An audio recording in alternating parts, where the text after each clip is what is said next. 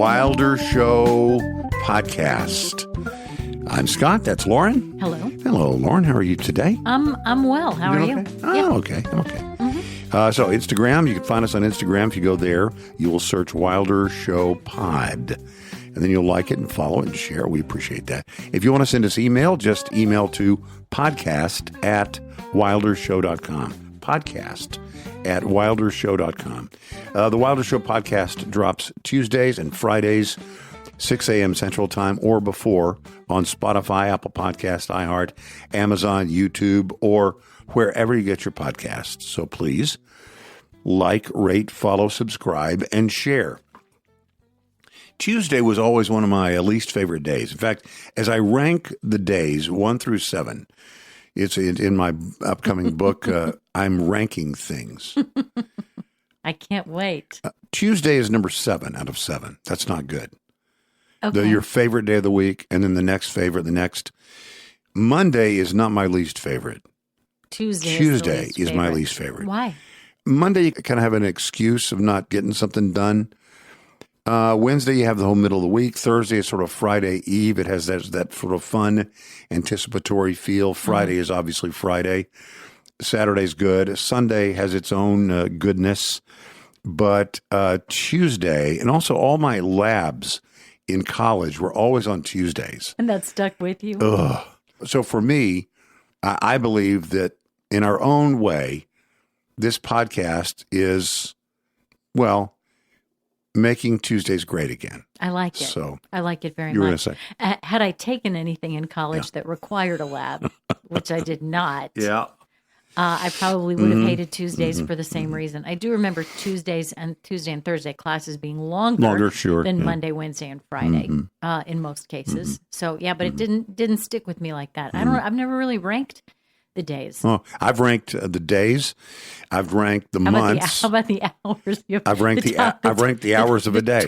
3 a.m. 3 a.m. is a very bad hour. Okay. People on the roads, and I know because I've been on the roads sometimes in this hour. People on the roads.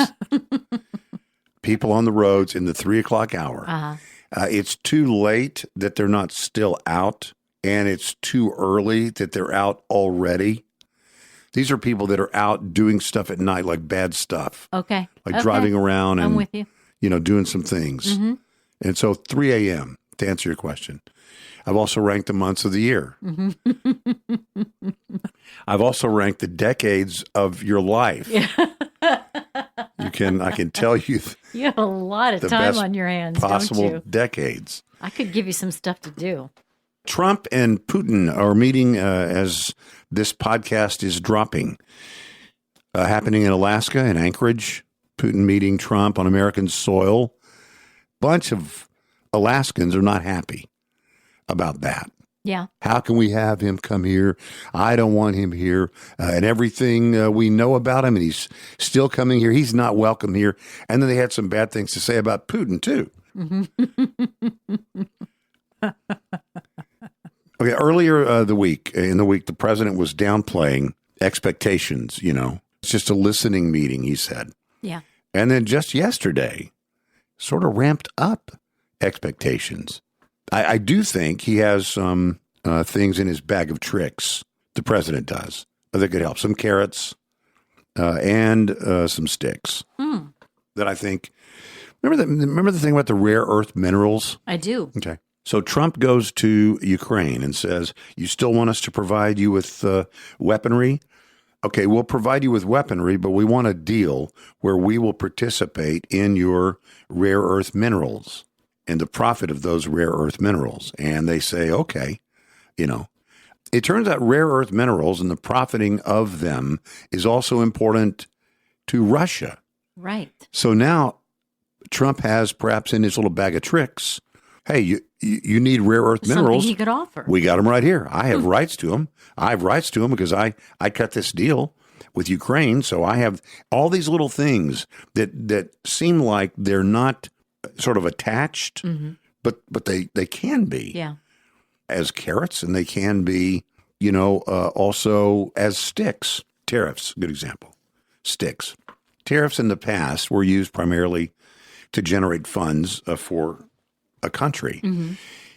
and sometimes to punish those that are not your friends, not friendly nations, and those who are your friends, the friendlier nations, to show them some great deference. Also for trade imbalance, to try and bring the balance of trade. Trade imbalance would be if China doesn't allow any of our stuff to go there, but we allow a lot of their stuff to come here. So the way you can balance that out is by saying, well, we're going to need more of our stuff there, or we're going to put a high tariff on your stuff coming here. And then they might say, okay, we'll let some of your stuff come. And it balances it out. Yeah. I think Trump, for the first time, maybe ever, tariffs are used as negotiating tools. Russia has a lot of oil. Mm-hmm. Russia needs to sell oil. Who can buy Russia's oil? Well, anybody can buy Russia's oil. So what does Russia care if we're upset if they didn't cut a deal for peace with Ukraine? If they just give us the finger or thumb their nose at us and go, tough.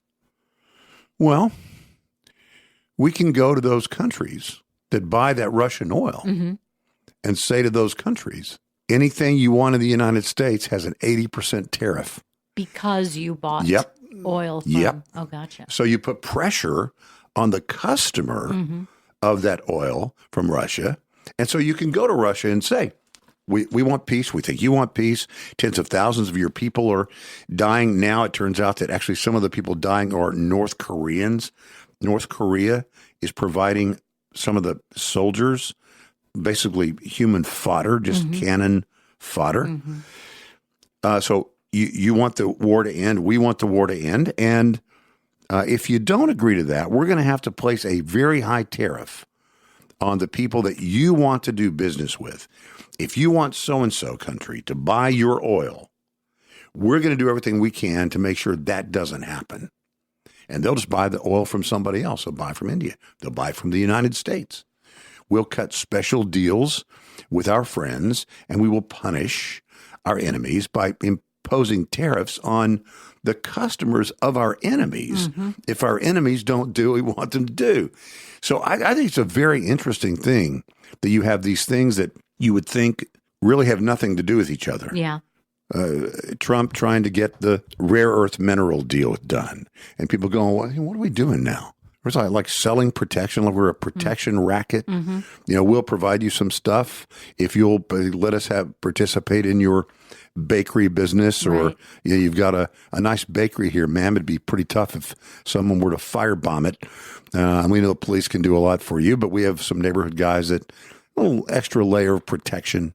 Couldn't hurt. Do we want to be in that business? So people think, well, that's what he's doing. I don't think that is what he was doing. He's gathering all these things that then can be used in ways his critics don't even imagine they would be used. Imagine if he didn't have the rare earth mineral carrot. Imagine if he didn't have the tariff stick. Wouldn't it be very difficult to get somebody like Vladimir Putin or anybody else to do what you want them to do? What's in your country's best interest? And you would argue also in the best interest of the whole world for there to be peace.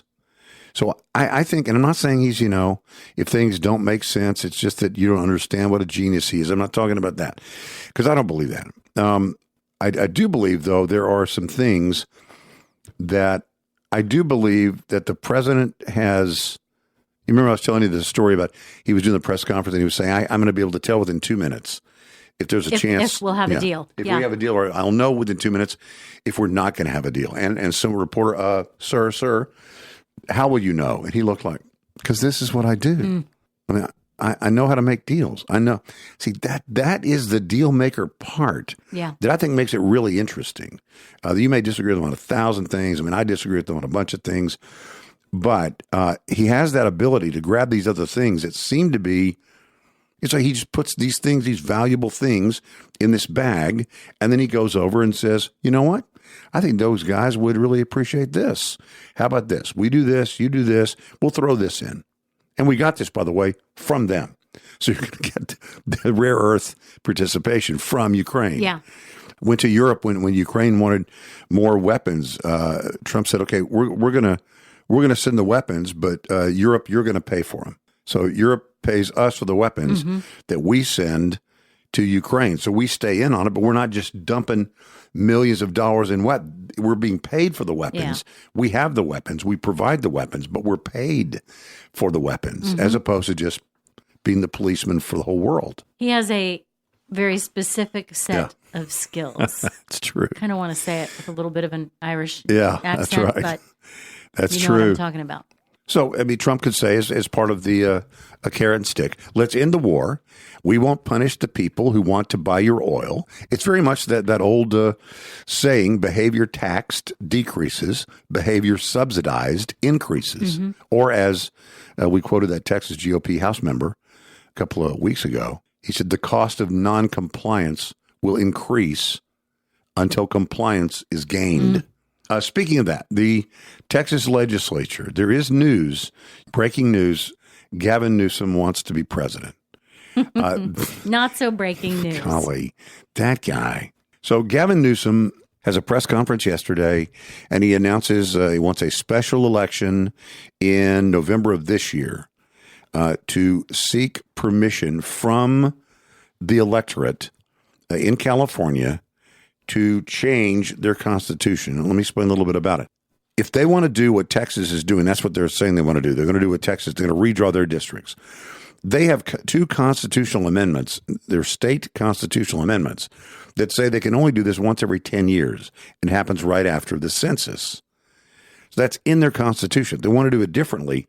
They have to get like 2/3 of both sides of the legislature and the state legislature to agree that it can be a balloted issue. And then it has to win at the ballot. So it's not a guaranteed thing. Yeah. But if all those things happen, they then could redraw those districts. But even then, they have to do them with a bipartisan commission. It's a weird thing that they do the way they do it. But every state can do it the way they want to do it, as Texas can do it the way Texas wants to do it. So whether that happens or not, that is the reasoning that Texas Democrats are giving to explain why they're giving up.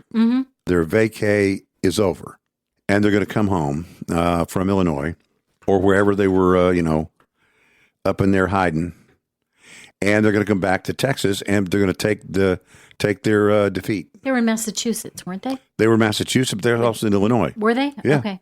Illinois, because one of the big deals was Pritzker. We talked about Pritzker. Oh, that's right. And some were in California, some were in Illinois. That's what made it so funny, is that some were in Massachusetts, some were in New York, well, some were in Illinois, and some were in California, and each of those states complaining about what Texas was looking to do had done exactly the same thing. So they'll be coming back. They'll take their lumps. I don't know that they're going to do this, but it wouldn't bother me if that opportunity to increase the number of seats changed from 5 to 8. I wouldn't mind cranking that up a little bit, a little more punishment. It was already going to be 5. You want to go and muck with the system? You want to mess with what's going on? Okay, you know what? You had time to think. Yeah, we had time to think too. And we're going to do a little bit different, and we're going to put out even more. So we'll see. There's no guarantee that would result in Republicans in all those districts. We don't know for sure. But I really think this had more to do with Gavin Newsom trying to say, I'm the strongest against President Trump. Not that he's going to be running against President Trump the next time there's a presidential election, but he wants to be seen as this sort of unifying guy. And Texas, and I love this, we're easy to hate for people on the left. I want them to hate us for good reasons. That we are standing for this thing, for representative government, and they don't like that. That they have a system out there, California, Massachusetts, as we said, that has 30% of the people in Massachusetts vote Republican, and they have zero representation. Yeah, zero. I'd just rather we won them over than look for their hate. We'll wear it as a what did Dan Quayle say? As a badge of honor. Yeah, they're scorn. I would say. Their scorn is a badge of honor. If they don't like us because we're being effective, they don't like us. I mean, they do all these things in secret, and they get away with it. Yeah. And they do it. They're not trying to represent the electorate. They're not changing it because, all of a sudden now 100% of the people in Massachusetts vote Democrat. I get it. They're doing it to game the system, which is what they're charging the Texas doing, which is not true. Yeah. Well, and I want to be clear. I don't think that anybody's hate or disdain for what's right should make us cave. Right. I don't mean that No, I at all. Yeah, I understand. I just I don't like the and I'm not saying this is what you were doing either, but the celebrate. I want them to hate us. Yeah. Can't we all just get along? Yeah, man, no. Sometimes we can't. I mean, sometimes we gotta. What defines divides. Yeah. And that's just the way it is. Okay. If they would embrace the truth, that'd be fine. But again, I'm not. I probably overstated it. I don't want them to hate us. Yeah. But it doesn't bother me at all. No. If people who don't believe in personal responsibility, if people who don't believe in representative government, if people who do believe in everyone being taken care of from cradle to grave. I understand. People who do disagree with me on the life issue and other issues, if they don't like that stance that I have, that's fine. So that's what you're going to be seeing and hearing about over the weekend on the news shows is that Democrats have decided to come back to Texas. They're going to declare victory and say, look, we've inspired the nation, state after state. They are all going to be doing, they'll make up for whatever wrongness that Texas does. Now, I don't think that is true. If they're going to do that, then you might have a bunch of other states, more conservative states, or even Massachusetts, depending on what the rules are for changing things. Republicans there could rise up and go, yeah, I'm inspired too. I'm inspired by what Texas did, because it should not be the case that 30% of us are voting Republican and we have zero representation. So we demand that our districts be redrawn. So if you're going to inspire one side, you just might inspire the other. And I don't think that's going to work very well for Democrats. But again, an awful lot of this was just about it's bluster and blow by a blowhard by Gavin Newsom to get attention because he's going to run for president. Gavin Newsom wants to be president. Gennaro Nava was in a lot of pain. Gennaro Nava. Rowlett resident had just had surgery, just a couple of days out of a major surgery to remove a cancerous tumor.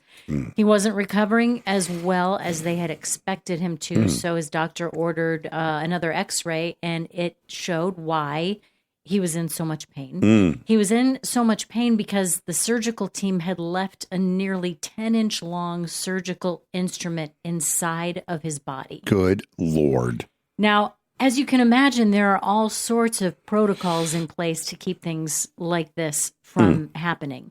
And still, it happened. The 58-year-old Nava is now suing Baylor University Medical Center and 3 surgeons for the error. It's a mistake that he and his attorney both say caused significant physical pain, obviously, and mental anguish, too, at a time when Nava was already dealing with an existing medical issue. But what drew my attention to this, my mother used to work for a medical malpractice insurance company for years and years and years when I was younger. Stuff like this used to happen. It happened all the time. I know. And now that was a long time ago, and maybe there are safeguards in place to keep it from happening as much now. But, isn't that crazy? Yeah, it's people need to keep up with their tools. Well, there was a thing. It talked about how I left the hammer outside once in the rain. Yeah, that's the consequences. I'm sure were not nearly as dire. Nobody's sued. I've watched a lot of surgery on television, but there are all kinds of safeguards in place. They actually, if you've got a tray of instruments that you're about to use in surgery, it's somebody's job, maybe more than one somebody, so that they can make sure several sets of eyes are on it. You count all of the instruments before you get started. Yikes. And then those instruments are all counted again at the end, just to be sure that something like this doesn't happen. So you can, if they have to do that, you can tell the propensity for it to happen is great. Yeah. It seems like we have heard those stories before of like sponges or the cloths sometimes have been left in an open wound and then mayhem ensues. My goodness. That's terrible. Yeah. That is absolutely terrible. Nava also spoke of how, he's better now. It was a cancerous tumor that they removed, and he's doing well now. I think it's been close to a year since this happened. But he said the mental toll that this took on him, if he's got to have surgery again, He's not. Yeah. He's so afraid of it, rightfully so afraid of it that it might, color his decision making on whether or not to even do it, which could have greater implications on his health. It probably is just under a year, because I think you have a year to file a lawsuit like this. Oh, and so he had just gathered all his stuff. I think you'll find that probably the lawyers all filed that within weeks or even less than that. Yeah. Close to that 1 year anniversary would be my guess. Speaking of good news, though, I'm glad he's doing well. Mm-hmm. What about the Jerry Jones story that came out this week? Oh, yeah. About his beating stage 4 melanoma with an experimental drug therapy.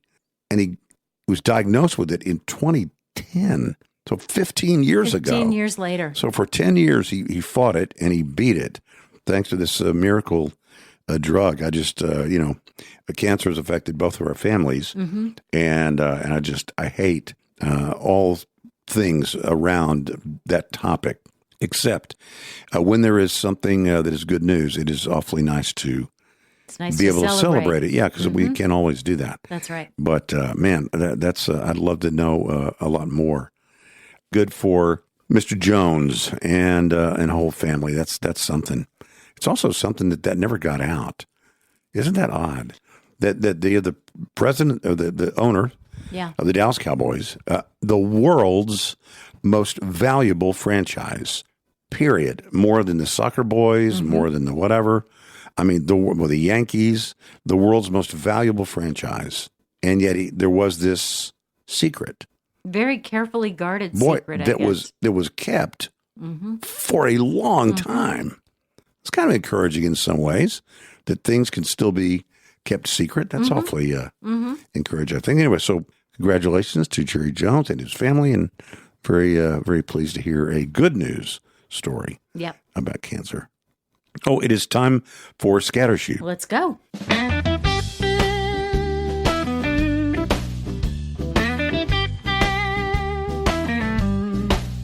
Wilder Show Scattershoot.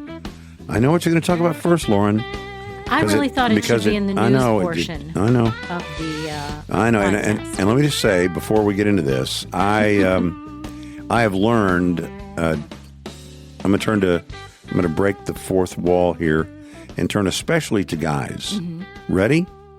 I have 3 words of advice, because you probably have already encountered the opportunity to participate in these conversations, and you, no offense, but you probably have blown it. And I want to give you some good advice. 3 words, actually a total of 5. Don't fight it. Just nod. Don't fight it. Just nod. Nod. Does this? Don't fight it. Just nod. This covers a wide range of the topic topics, I know you're going to. Only this one. No, only this one, because this is. Don't fight it. There's nothing you can do. Just nod. What would you fight? Why would you fight? Well, you might have your own opinions. I mean, about this. You might, because this is, look, this. I'm not fighting it. I'm just nodding. I think you might be fighting. No, I'm trying to explain. I'm waiting for the nodding to start, but go ahead. No, I'm just saying that this is a matter of taste, and when it is a matter of taste, you can't argue about this. There's no argument. You could say you don't prefer it, but that's about it. Yeah. You can't talk about it's overrated. You can't. No. You can't go through any of those things. No, but you really shouldn't. Believe me. You kind of are. Does not go well when you do. Oh, stop! I can tell you a couple of guys who aren't just nodding, who have kind of hopped on the train. Oh well, yeah, it's a huge money train. But hold on one second. Yeah. I would just say if people enjoy what if people enjoy what they enjoy, let them enjoy it. Much nodding, much qualifying. I know. Well, before I even get to the story. It's a good story though. I mean, I think it's a great okay story. It's a great success story. I mean, she's a great success. Yeah. I don't like those guys that much, but anyway, go ahead and lay it on us. It was a big week for the Swifties. For the Swifties and for Travis and Jason Kelce. First of all, can I just say, so Taylor Swift appeared on Travis and Jason Kelce's New Heights podcast this week, just a couple of days ago. It was the first time she'd been on a podcast. She's been courted, really? course, by many.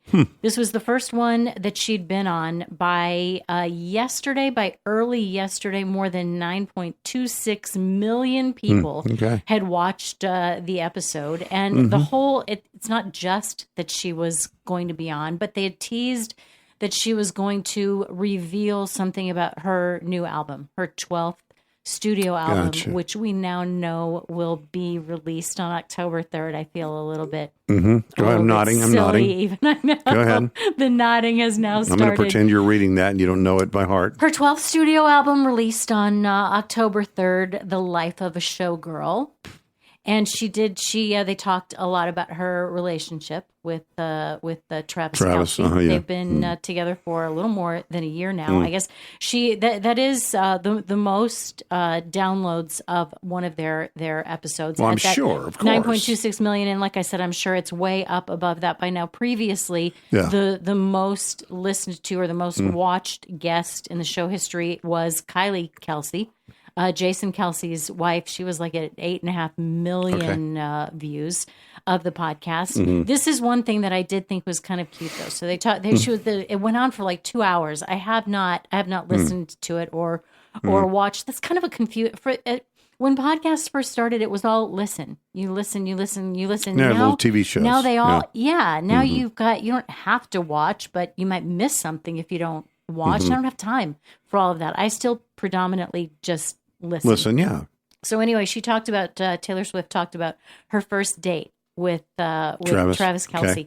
Yeah, and she said, on our first date, I asked him what it was like when the Chiefs played the Eagles in the Super Bowl, and he looked across the field, across the line of scrimmage, and saw his brother standing on the other, like just 5 feet in front of him on the field. And she didn't, at the time, she didn't know why that wasn't a really smart question. And he explained to her, actually, I'm on the offense and my brother's also on the offense. I'm only on the field at the same time as the defense. And she said, I just thought everybody was on the field at the same time. But she said the kindest thing about him and a little insight into who he was, he did not make fun of her. Didn't just, used it as an opportunity to teach her. And she has become a fan now. And that's something they said is, something that strengthens their relationship. He's interested in what she does. She is interested in what he does. She also talked about, I knew that she was in the process or for a long time, the story was about buying back her masters. For the first 6 albums. The first 6 albums, that she had already started re-recording so that she could own them. Well, during, over this past year, she got that done. But I didn't remember knowing how much it cost her to do that. Yeah. $360 million. Yeah, there was actually, $60 million per set of recordings to get them back. If someone else owned those originals, they could then profit from them. Yes. So not only was it important to her to have the ability to profit from her own work, that's why she redid these, each of these 6 albums. Yeah. But then also didn't want other people to be able to profit from. Well, good for her, I guess. Right. She bought them back. She has all the money in the world. The $360 million is what it cost to buy back those masters. She's 35 years old. She said, I had been saving up since I was a teenager to buy those back. So can you, think of your typical 35-year-old woman, and if she's been saving since she was a teenager, what might she have the money to purchase other than, maybe a handful of Labubus or something like that? She's a great businesswoman, obviously. She's got, it is a cult-like following. I don't know if people have noticed. A little bit. Just a little culty. They put the cult in culture. And I don't know, but she's turned stuff for good. She's found a way to do good. The work that she's done, the very homeless, generous, the food, the feeding programs, and I love that. So how do you? And I like some of her music. Sure. I like a lot of her music. Now, this one, I think, only has 12 songs, not more. She did. She talked about that, too. She said it's not like the last one where, here are 15 songs, here's another 30 songs, here's another 12 songs. This is 12 songs, and that's all it's going to be. And on the title song, Who's the girl that's with her that's featured on it? Sabrina Carpenter. Yeah. Sabrina Carpenter. I like her, right? Don't I like her? Yeah, I think you do. She have blonde hair, kind of short. She's blonde hair. She's very tiny. Yeah, I like her. She's got some big stuff going on of her own. Yeah. Oh, really? Well, I mean, music. She's a very I like her. She won a Grammy, I think, as I recall. I'm not a really consumer of the Taylor Swift stuff, except the news. Yeah, the news as it is forced upon me. Mm-hmm. I'm a consumer. Yeah, I know you're. Yeah, good for you. You know what though? That last that last album that she even talked about, it started out as 15. No, it's not. No, it's the Tortured Poets Department. You're thinking of a several decades old Robin Williams movie. I listened to the first songs that came out. I didn't even listen to that next 30. Really? They were not that good? Well, I don't know. It's just like it was too much. When I think of an album, I think of maybe 12 songs, maybe 10 songs, 12 songs. And that's really, that's kind of all I need. You don't need a new one every, and then some countdown clock a brand new color. The countdown now it's orange. Clock, orange is the new black. Orange is the new pink. The countdown clock was kind of cool. Yeah. Because her color was orange for this thing. They put out the glittery orange thing. It was everywhere. Yeah. FedEx did it. United Airlines did it. It was Sonic did it. I mean, everybody glommed onto it. Mm-hmm. Oh, we could have done that. Yeah, what a missed opportunity. I thought about it. I did think about it. Did you really? Yeah. But I thought, no, I don't want to do that. That would have been kind of fun. Yeah. Well, maybe I'll do it, and it'll be what I put on the Instagram little picture. Okay. Maybe I'll do that. Maybe all right. I like it. Seems kind of cheesy, but like everybody else is doing it. But that's okay. It gets attention. Who cares? Right? There's a new Gallup poll released this week, on Wednesday of this week, that says fewer Americans are reporting that they drink alcohol. There's a growing belief that even moderate alcohol consumption is a health risk. So the survey finds that 54% of U.S. adults say they drink alcoholic beverages such as liquor, wine, and beer. That is the lowest by 1 percentage point in Gallup's nearly 90-year trend. So they've never had as many people report that they are not using alcohol. Correct. The highest percentage of people saying they do not drink alcohol, that they don't drink alcohol, is right now. Mm-hmm. That's really interesting. A record high percentage of U.S. adults at 53% also now say that moderate drinking is bad for their health. This is striking. Only 10 years ago, that number was 28%. Really? In 2015, only 28% said that they believed moderate drinking is bad for their health. Now that's 53%. And that is largely driven by the response of young adults. So more and more young adults are not drinking. That's really interesting. Mm-hmm. I think that makes sense, though. I mean, we know more now, right? Yeah. Than ever before. And even though, you see reports that say, one glass of wine this or one alcohol beverages, but ultimately I think people know, like know inside, that's not good for you. Yeah. I don't need to do it. Yeah. It's not good for me. Yeah. Why would I do it? Why add anything that is that is not good for me? Yeah, except fries. Well, yeah. Don't take away my fries. I mean to slow your roll there, cow. Do you have any healthy morning habits that help you get your day started? That is a good question. Do you have any bad habits in the morning that you know are not helping you get your day started? Well, those records are sealed. I get up, and I'm kind of a bullet out of a gun. I get up and I go. Yeah. I don't sort of linger. I don't rest. If I'm down, I'm down. If I'm up and out. Mm-hmm. That's sort of me. That's actually on my list. That's not a very good habit. Yeah, it's not very good. Yeah. Probably not. I have a list of habits that actually could be sabotaging your whole morning, and you wouldn't even know it. Okay.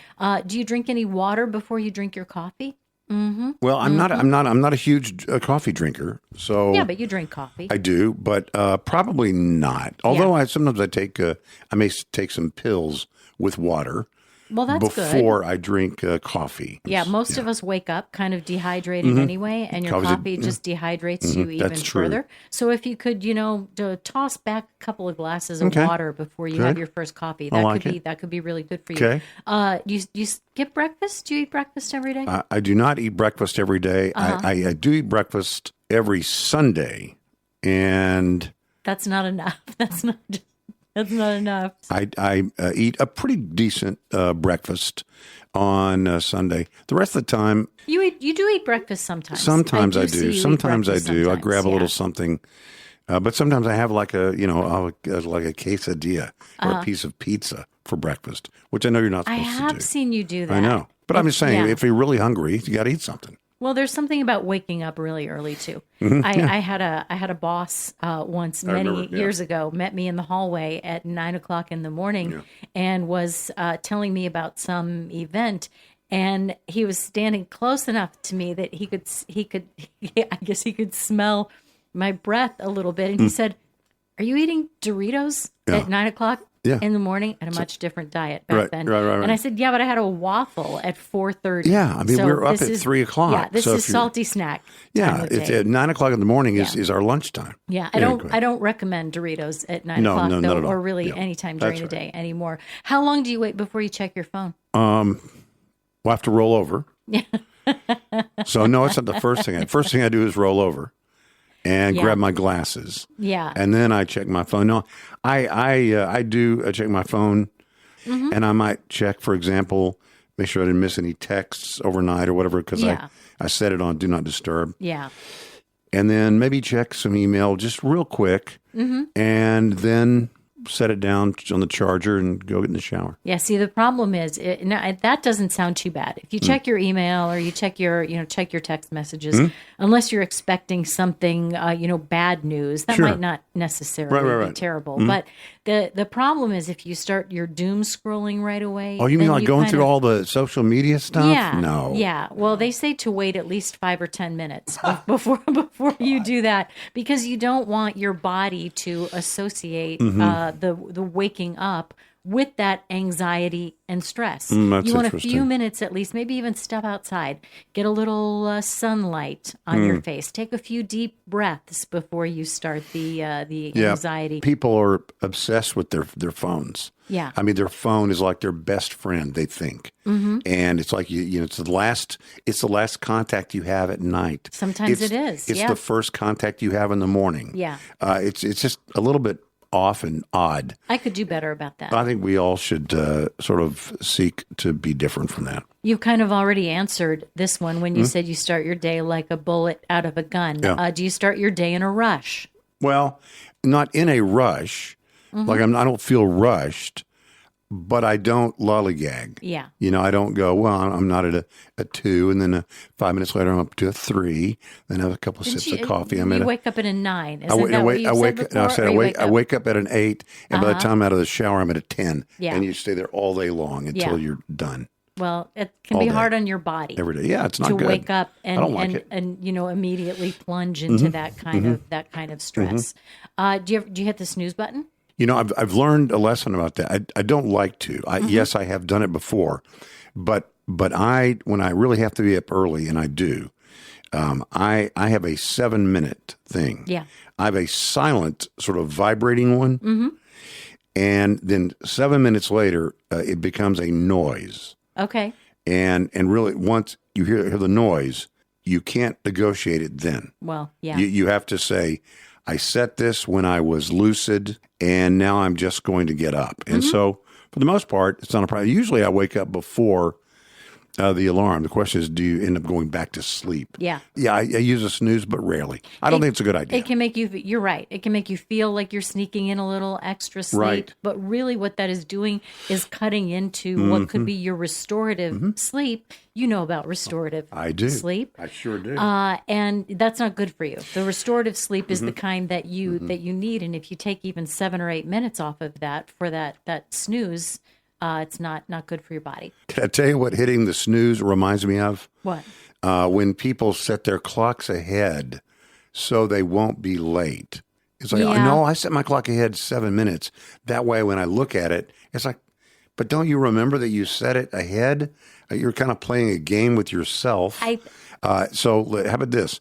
Just set the clock to the actual time and then just do the things you're supposed to do around those times. I used to do that. Yeah, I know. Most people do. I used to have, it wasn't that I necessarily set it ahead, but the clock in my car was about 7 minutes ahead. Really? And I knew what time it really was. Yeah. And I don't know, this sounds really stupid, but something in it just reminded me it is gonna be that late in just 7 minutes if you don't get where you're going on time. Wouldn't it be wearying though to have to, every time you look at a clock, go through a calculation?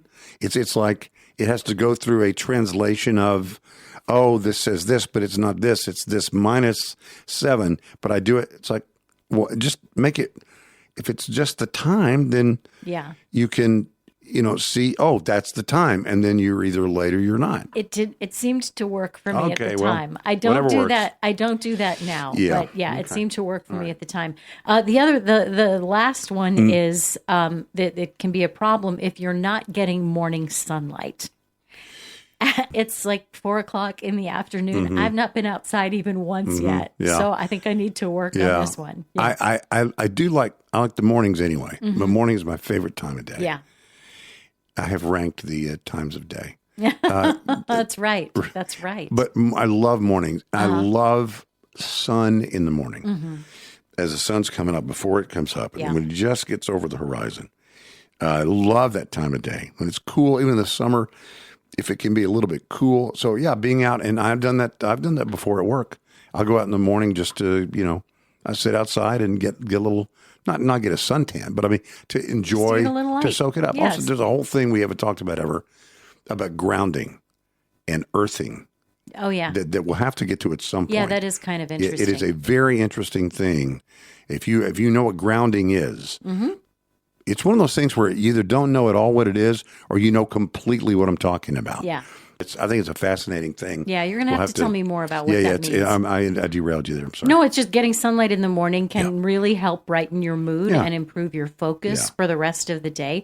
And if you're skipping that time outside, if you're keeping your shades drawn and all that, you really might be missing out on a natural mental boost. I agree. So get a little sunshine in the morning. Completely.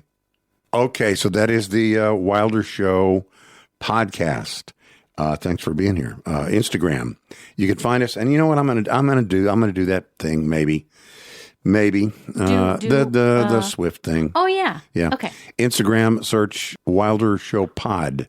You'll find us on Instagram. If you want to send us an email, just email to podcast@wildershow.com. The Wilder Show podcast drops Tuesdays and Fridays, 6 a.m. to Central Time on Spotify, Apple Podcast, iHeart, Amazon, YouTube, wherever you get your podcasts. So we do invite you to please like, rate, follow, subscribe, and share.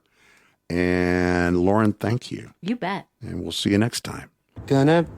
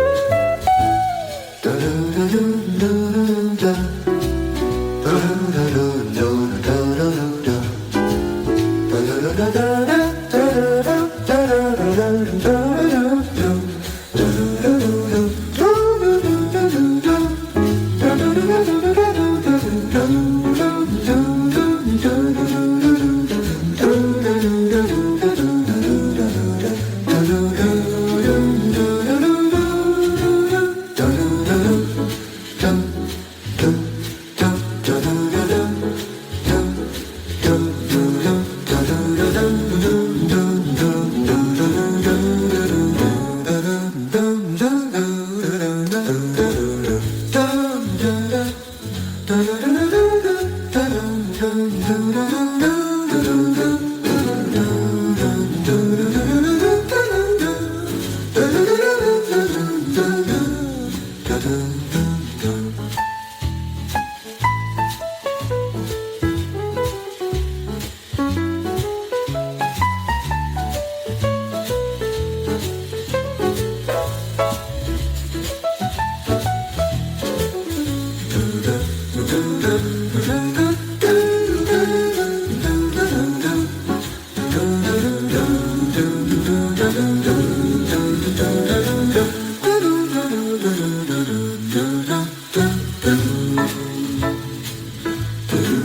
do